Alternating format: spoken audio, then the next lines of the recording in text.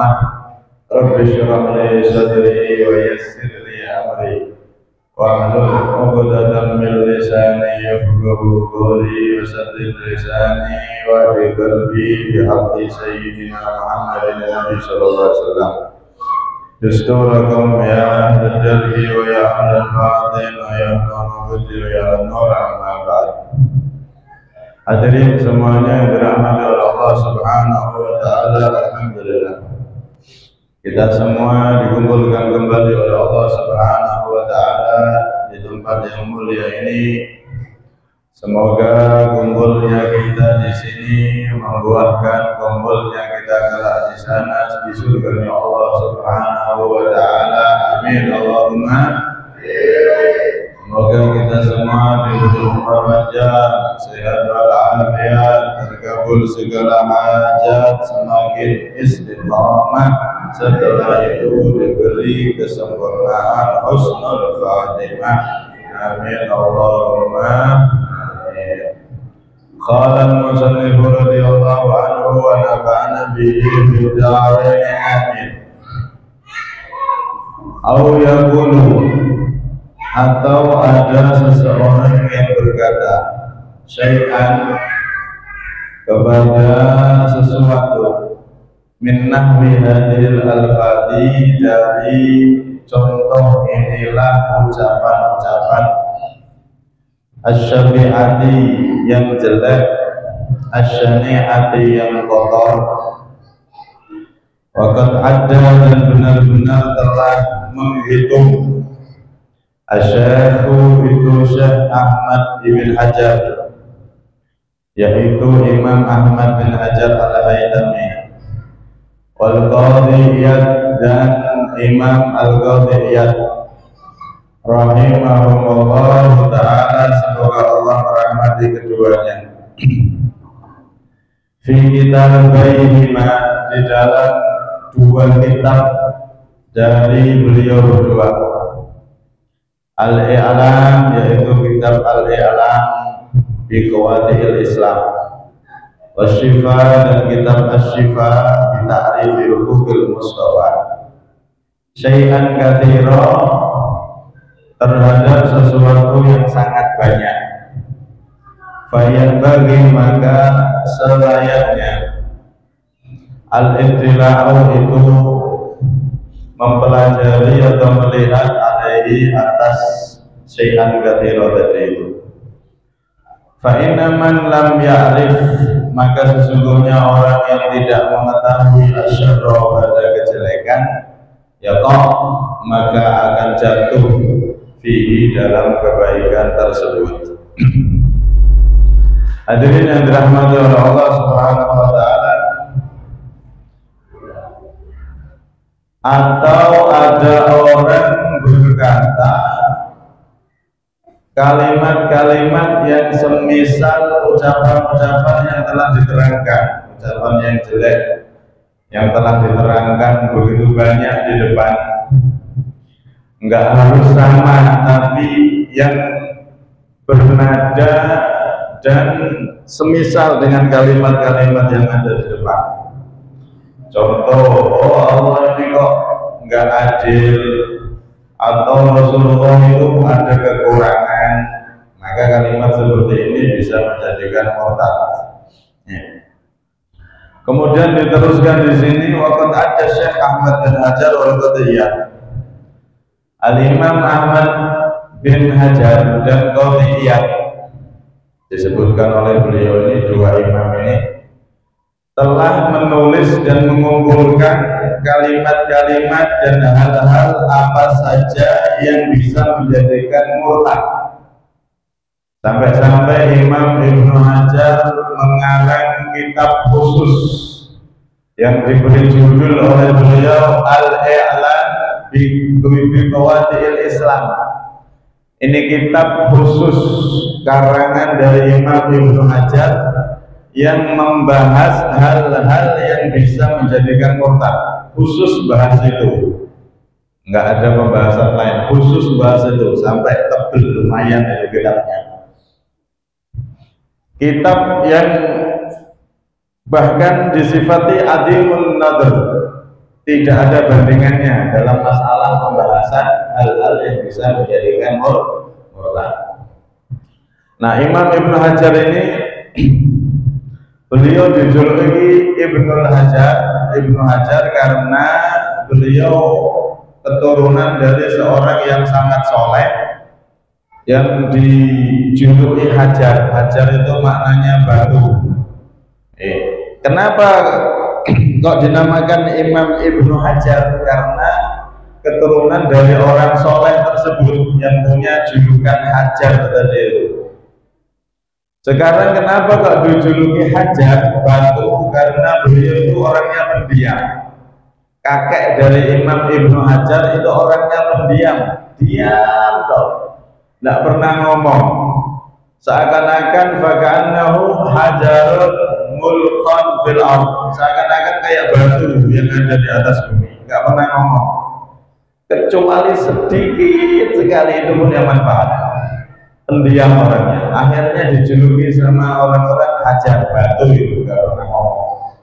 Nah, dia punya anak, kemudian punya cucu, jadi ini Imam Ahmad bin Muhammad bin Hajar Al-Haytami yang terkenal itu. Ini beliau membahas segala hal di dalam kitabnya Al-I'lam tentang semua hal yang bisa menjadikan kemurtatan, dibahas panjang lebar di sana. Satu. Kemudian yang kedua, di sini disebutkan wal qadiyat. Begitu juga Imam Qadiyat. Imam Qadiyat ini juga ngarang kitab yang namanya kitab Asy-Syifa bi ta'rifi huquqil Mustafa. Kitab ini luar biasa. Isinya itu macam-macam dan aneh-aneh, terutama tentang keistimewaan Nabi, kemuliaan Nabi, dan semua hal yang berkaitan dengan Nabi. Itu sangat dibahas panjang lebar dan luar biasa. Sampai-sampai orang itu akan bisa mengenal Kanjeng Nabi Muhammad SAW lebih dekat dengan baca kitab ini, Asy-Syifa bi ta'rifi huquqil Mustafa. Akan cinta dan semakin kenal sosok pribadi Rasulullah SAW. Kalau baca kitab ini, maka insya Allah dijamin semakin tumbuh cintanya kepada Nabi Muhammad SAW. Sampai-sampai kitab Asy-Syifa ini ditulis oleh pengarang Sulamut Taufik, dicantumkan di sini karena memang istimewa. Orang-orang soleh niku banyak berwasiat agar anak-anaknya dibacakan kitab Asy-Syifa karena biar tambah cinta sama Rasulullah. Kalau sudah cinta sama Rasulullah, nah disitulah inti dari semua kebaikan. Dan juga kitab Asy-Syifa bi ta'rifi huquqil Mustafa ini kitab yang luar biasa, sampai dipuji oleh ulama suhufun atsra'at bisyahdin hala fi kulli dawqin lidzalika kana syifa'u.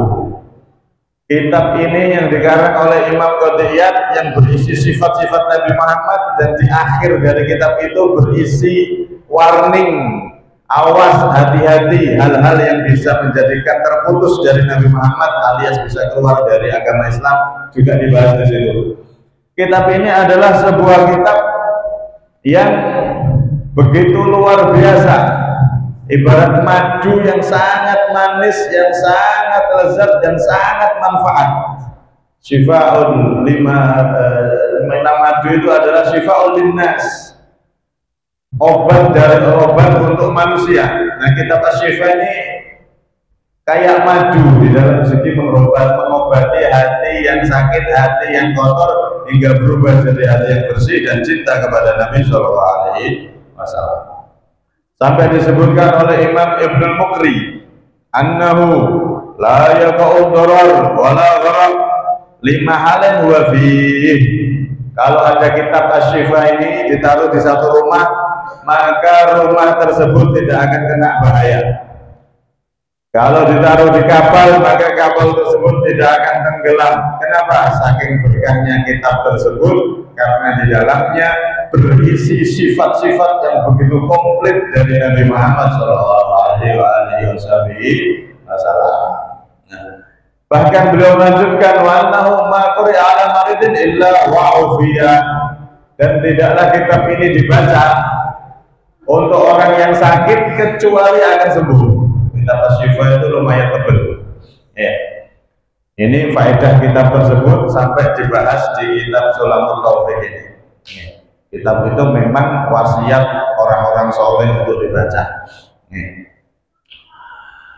Kalau kita membawa kitab Asy-Syifa itu memang tebal, dan memang kitab ulama itu mempunyai keberkahan tersendiri-sendiri, masing-masing punya keberkahan sendiri.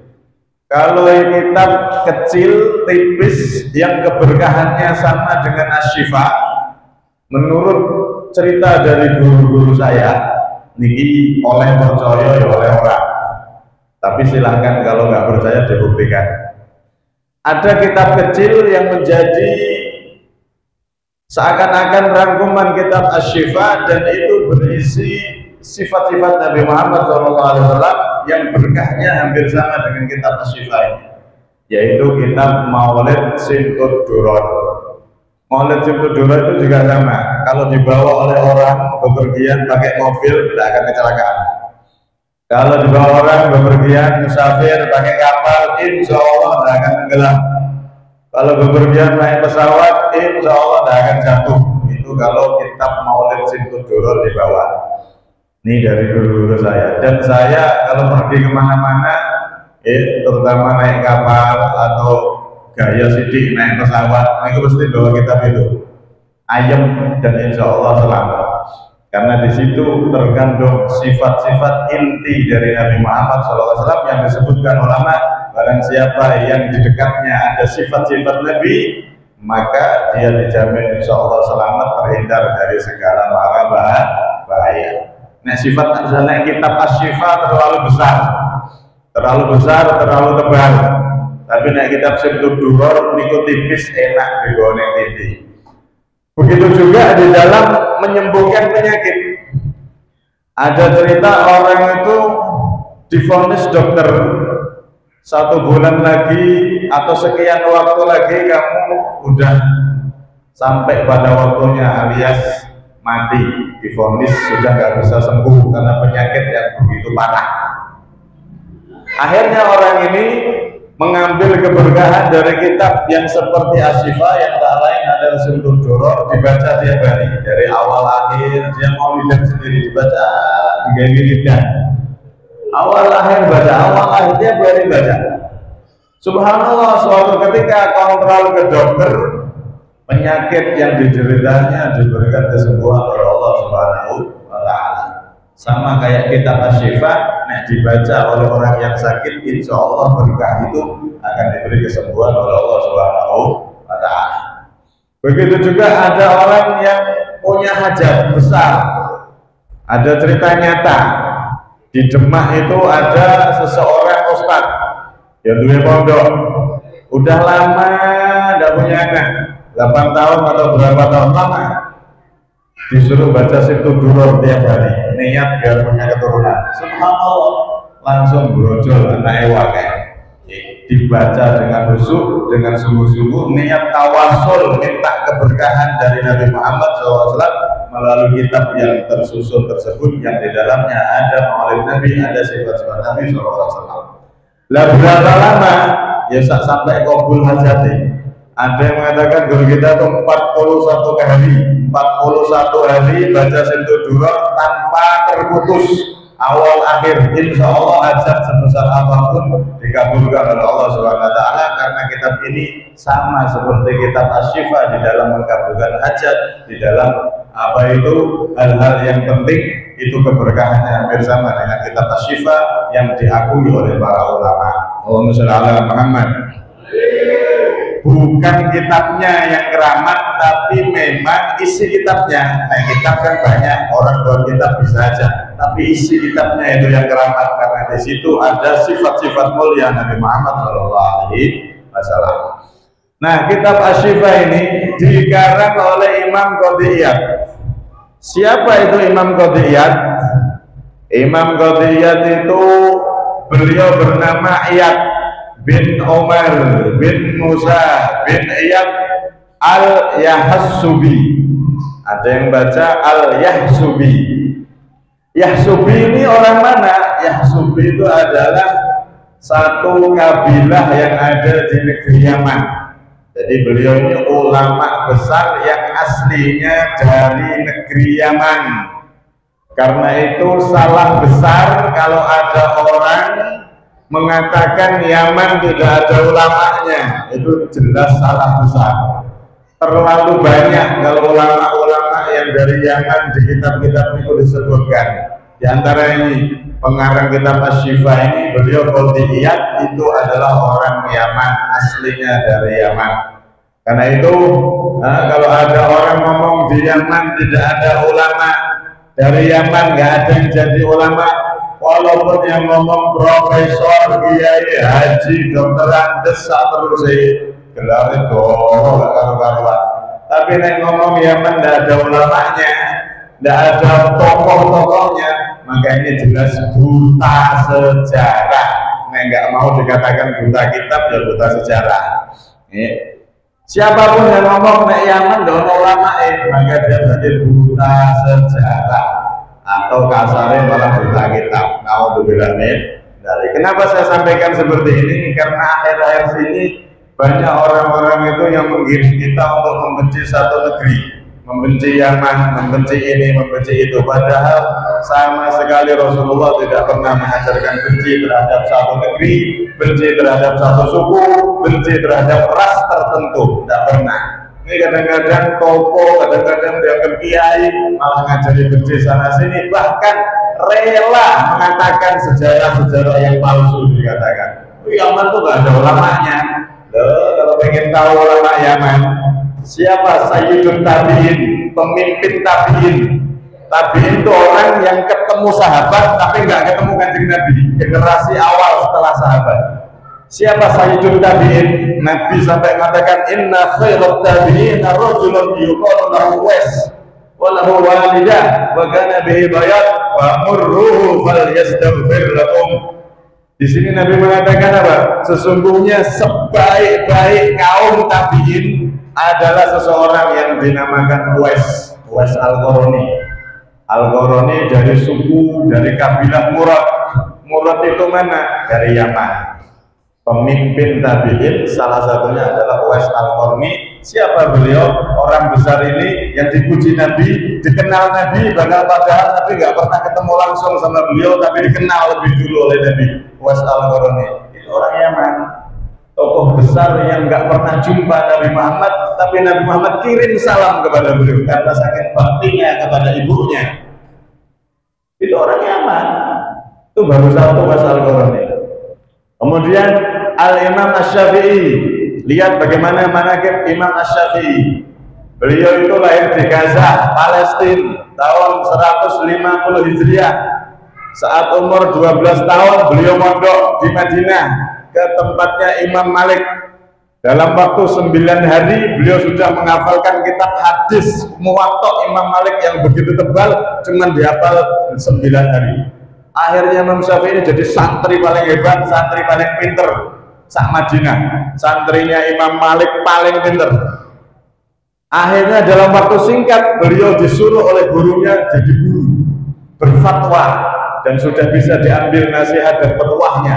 Itu Imam Syafi'i. Setelah dari Madinah wis hatam mondok di Imam Malik, guru besar beliau tumarahala ila Yaman. Kemudian beliau mondok lagi ke Yaman. Ke siapa itu? Ya ke ulama yang ada di Yaman. Beliau sudah posisi alim seperti itu, lulusan Imam Malik, alumni Imam Malik, alumni Imam Darul Hijrah. Alimnya sudah luar biasa, masih mondok ke Yaman. Berguru sama siapa? Al-Imam Mutawif bin Mazin 1, Imam Hisam bin Yusuf Al-Qadhi 2, Imam Amr bin Abi Salamah 3, Imam Yahya bin Hisam 4. Guru Imam Syafi'i yang ada di Yaman ada 4 orang ini. Jadi Imam Syafi'i itu juga punya sanad guru, bahkan beliau berguru mondok ke Yaman setelah lulus dari Imam Malik. Bayangin, alim besar masih cari ilmu ke Yaman. Berarti di Yaman itu ada ulama-ulama yang lebih besar, sehingga beliau rela dari Madinah jauh-jauh ke Yaman mondok ke 4 orang tadi itu. Ini ulama-ulama dari Yaman. Karena itu jangan pernah kita mau dibodoh-bodohi dan diajak untuk benci dengan Yaman. Padahal Yaman itu adalah negeri yang didoakan Rasulullah berkah. Ja'akum ahlul Yaman. Terlalu banyak hadis-hadis Nabi tentang keutamaan Yaman dan orang-orang Yaman. Terlalu banyak. Karena itu sungguh dusta besar kalau ada orang mendiskreditkan Yaman, membenci dan mengajak orang-orang untuk benci dengan Yaman. Padahal kita diajarkan Nabi untuk cinta bukan hanya kepada Yaman saja, tapi cinta terhadap seluruhnya. Bukan berarti kalau kita cerita tentang Yaman ini berarti kita merendahkan bangsa kita, negeri kita sendiri. Bukan, tidak seperti itu maksudnya. Kita semua itu intinya jangan mau diajak membenci terhadap satu negeri, satu suku, satu ras tertentu, apalagi negeri tersebut sudah pernah didoakan oleh Nabi seperti negeri Yaman ini. Allahumma barik lana fi Syamina wa Yamanina, kata Rasulullah. Ya Allah, berkahi Syam kami, berkahi Yaman kami. Maka jangan sampai kita ikut-ikut menjadi orang yang membenci padahal kita tidak paham dan tidak tahu apa maksud dari tujuan mereka seperti itu. Karena itu jangan sampai kita benci pada seseorang atau kaum bahkan negeri tanpa dasar ilmu, dan sudah jelas yang namanya kebencian sama sekali tidak diajarkan oleh baginda Rasul Muhammad Shallallahu Alaihi Wasallam. Kemudian diantaranya di dalam hadis Imam Bukhari, ini salah satu keutamaan ahlul Yaman, orang-orang Yaman yang katanya nggak ada ulamanya sama sekali. Lihat bagaimana Rasulullah mengatakan terja'a ahlul Yaman wa hum awwalu man ja'a bil musafahah. Disebutkan hadis ini oleh Imam Bukhari. Imam Bukhari menyebutkan hadis ini di kitab beliau Al-Adabul Mufrad. Telah datang sungguh penduduk Yaman wa hum awwalu man ja'a bil musafahah.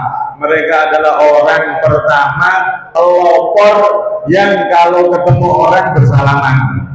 Dulu di zaman Nabi pas ketemu gitu nggak ada salaman, itu nggak ada, paling assalamualaikum gitu dong. Tapi ketika orang-orang Yaman datang, mereka datang ke Rasulullah dan bersalaman kepada Rasulullah dan menyalami sahabat-sahabat yang lain. Sampai Nabi puji, orang Yaman telah datang kepada kalian dan mereka lah pelopor untuk saling salaman ketika bertemu. Itu orang Yaman dipuji oleh Rasulullah Shallallahu Alaihi Wasallam. Banyak hadis-hadis pujian Nabi kepada penduduk-penduduk Yaman, tokoh-tokoh Yaman.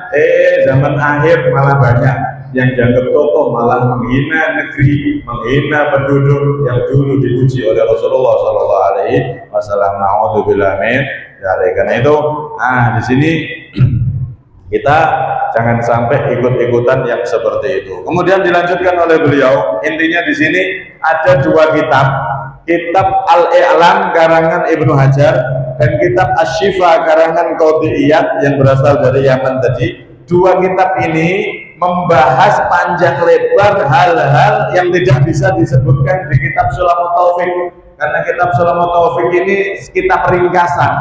Dibahas di dua kitab ini hal-hal banyak sekali yang bisa menjadikan seseorang itu murtad, keluar dari agama Islam.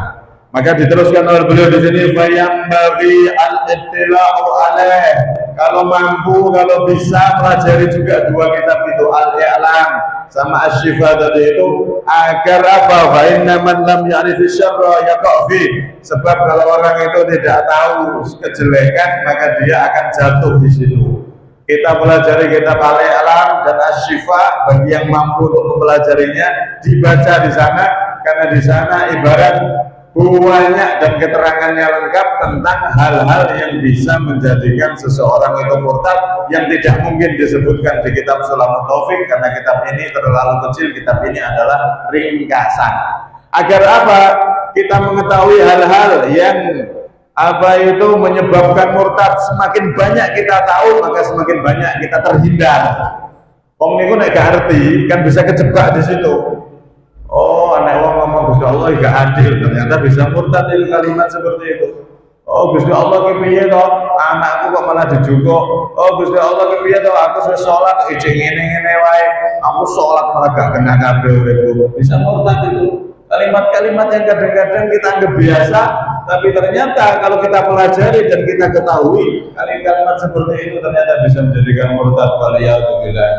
Karena itu kalau kita semakin tahu banyak apa saja yang bisa menjadikan murtad, maka kita semakin banyak akan terlindungi dari hal-hal tersebut. Fa inna man lam ya'rif syarra yaqa fi. Sebagaimana dikatakan oleh syair, araftu syarra la li syarri lakin li tawaqi wa man la ya'rif syarra minan nasi yaqa fi. Aku mempelajari sesuatu yang jelek bukan untuk aku amalkan, tapi agar aku bisa melindungi diriku dari sesuatu yang jelek tersebut. Sebab kenapa orang yang tidak mengetahui sesuatu yang jelek, bisa jadi dia akan terjerumus dalam sesuatu tersebut, sesuatu yang jelek tadi itu. Oke, mudahnya polisi mempelajari ilmunya maling, ilmunya begal, bukan untuk maling, bukan untuk begal, tapi polisi untuk mencegah dan bisa menangkap kriminal daripada mereka. KPK mempelajari cara korupsi, bagaimana korupsi itu dijalankan dari atas sampai bawah, dipelajari oleh KPK semua, bukan untuk korupsi tapi untuk menangkal korupsi. Dan seperti itu memang diperlukan.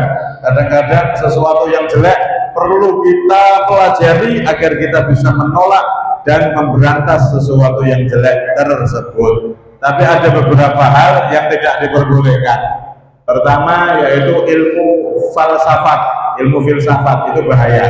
Nek sing boten kuat bisa berbahaya. Nah, imannya bisa lepas nanti, naudzubillah. Yang kedua ilmu nujum, ilmu bedek, ilmu tebak. Nah, ini juga berbahaya. Nah, itu dua ilmu yang kalau bisa jangan dipelajari sedikit dan banyaknya karena berbahaya, yaitu berkaitan dengan iman kita soalnya. Karena itu dalam hadis disebutkan manik tabasa ilman minat nujum, kita bahasa syu'batan minas sihr. Barang siapa yang dia itu mengambil sedikit daripada ilmu nujum, ilmu tebak, ilmu menerka-nerka sesuatu yang gaib, maka dia seakan-akan mengambil satu cabang daripada ilmu sihir. Alias setiap segala sesuatu yang jelek berupa ilmu apapun yang jelek-jelek itu boleh kita ketahui untuk menangkal kejelekan tersebut, menangkal dan menghindar dari kejelekan tersebut. Tapi tidak semuanya, harus dipilah dan dipilih. Kalau ada sesuatu yang sekira kita katut, nek kita pelajari, kita perdalam malah katut loh, ya wis jangan. Lebih baik mempelajari ilmu-ilmu yang baik-baik saja. Ilmu-ilmu sing elek-elek niku nek kuat dia dipelajari untuk menghindari. Tapi kalau memang kita ini tahu diri kita ini imannya masih lemah dan seterusnya, maka jangan ikut-ikut di situ, berbahaya. Contoh ilmu tentang perdebatan antara agama Islam dan agama lain, itu cara debat gimana? Oh, kok sampai terjadi perdebatan di sana sini? Nah, itu ilmu, ada ilmunya itu. Tapi kalau kita ini orang yang imannya lemah, atau kita ini kalau pelajari itu nanti malah goyah, ya jangan. Lebih baik kita pelajari akhlak, pelajari hadis, dan lain-lain. Kalau ilmu tentang apa itu perdebatan antar agama, wes itu biar ahlinya dan yang memang dia di situ itu paknya. Nah, kita yang orang biasa tidak usah ikut-ikutan perdebatan seperti itu. Kadang-kadang malah jadi ragu dengan imannya, ragu dengan Islamnya, ragu dengan Al-Quran dan seterusnya. Naudzubillah dari, kecuali kalau memang kuat, dan untuk menguatkan iman tidak apa-apa dengan mengikuti perdebatan-perdebatan seperti itu. Walhasil intinya di sini beliau menganjurkan kita untuk mempelajari dua kitab yang sangat luar biasa ini di dalam menerangkan hal-hal yang bisa menjadikan murtad. Kitab Al-I'lan karangan Ibnu Hajar, sama kitab Asy-Syifa karangan Qadiyat Al-Yamani. Nah, dua kitab ini adalah kitab yang sangat bagus untuk kita pelajari sehingga kita terhindar dari segala hal yang bisa menjadikan murtad dengan lebih besar lagi. Oke, nah kita pelajari dua kitab ini, maka kita akan semakin banyak tahu hal-hal yang berbahaya yang bisa menjadikan murtad, sehingga kita lebih besar lagi untuk terhindar dari hal-hal yang seperti itu. Ala kulli hal, semoga ini apa itu menjadi ilmu untuk kita. Insya Allah masalah kemurtadan ini ada satu pertemuan lagi, setelah itu pasalnya selesai, baru nanti hukum orang ketika telah murtad itu bagaimana, masuk ke sana, baru nanti hukum-hukum fikih yang lain. Semoga kita semua diberi panjang umur, sehat walafiat, dapat semakin istiqomah. Amin Allahumma amin. Kurang lebihnya minta maaf. Ada minni wal afa minkum.